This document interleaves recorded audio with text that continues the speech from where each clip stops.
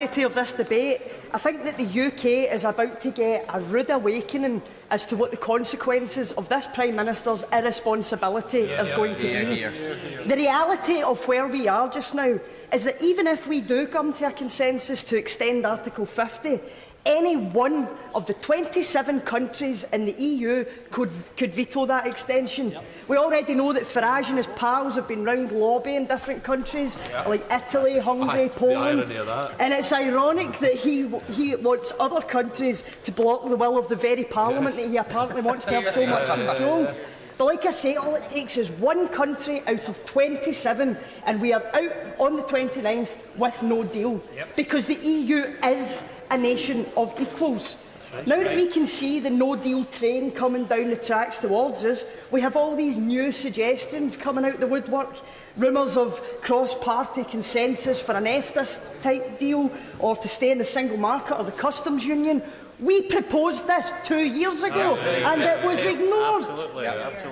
And the thing is, people of Scotland will be watching this, and despite being told to vote no to stay in the EU, despite voting remain in the EU, despite sending back a majority of MPs on an anti-Brexit manifesto twice, it's still ignored, and despite the Scottish Government putting forward compromise proposals, here we are anyway.